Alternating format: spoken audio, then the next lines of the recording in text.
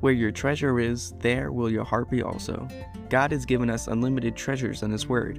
Every time we open it, we can discover a new treasure or admire an old one. What will we find today?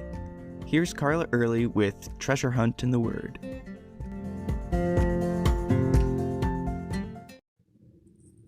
I had to laugh when I watched Night at the Museum 2 with my kids recently. They added so many little humorous things that only history buffs would appreciate. Like in one scene, Ivan the Terrible of Russia complained about his nickname.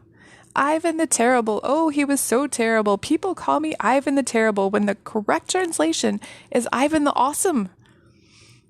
I would argue, in today's vernacular, both would be a little bit off. He was called Ivan the Terrible because he struck terror in the hearts of his enemies.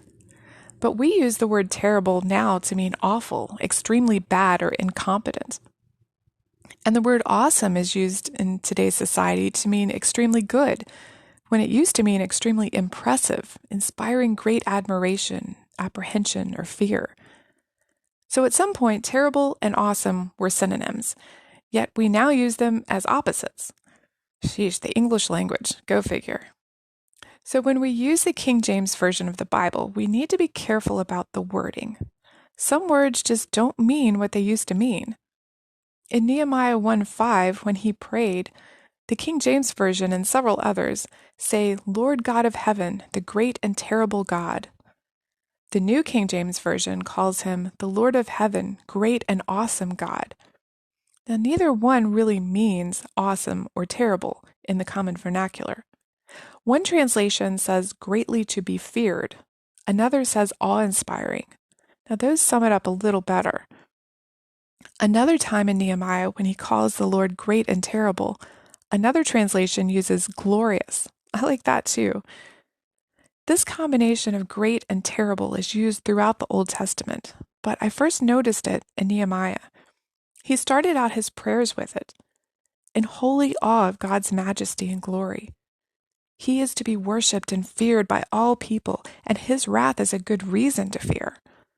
I'll have to admit that that's not the first quality of God I think of when I pray. I'm more likely to go with him being the God of love, comfort, power, or righteousness. But he is also God the awesome, God the terrible, God greatly to be feared. And when we come to him, we need to approach him in humility, reverence, and awe. Sometimes we call this the high view of God.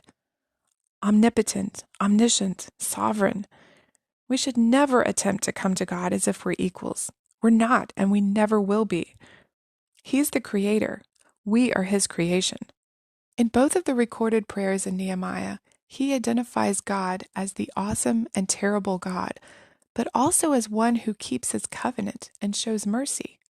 So as he prayed, Nehemiah had a good, balanced view of who God is. He is over-amazingly powerful and controls everything, and at the same time, he loves us and keeps his promises. In fact, it's because he's an awesome and terrible God that he is able to keep his promises to us. As Jeremiah said in Lamentations, it's only because of the Lord's mercy that we are not consumed, because his compassion never fails. He has every right and definitely plenty of power to strike us dead when we sin. But because of his great love for us, he doesn't. Aren't you thankful for the love of our awesome and terrible God? You can contact us at treasurehuntintheword@gmail.com. We'd love to hear the treasures God has given you through his word. You can listen to other episodes at our website, which you can find in the description below.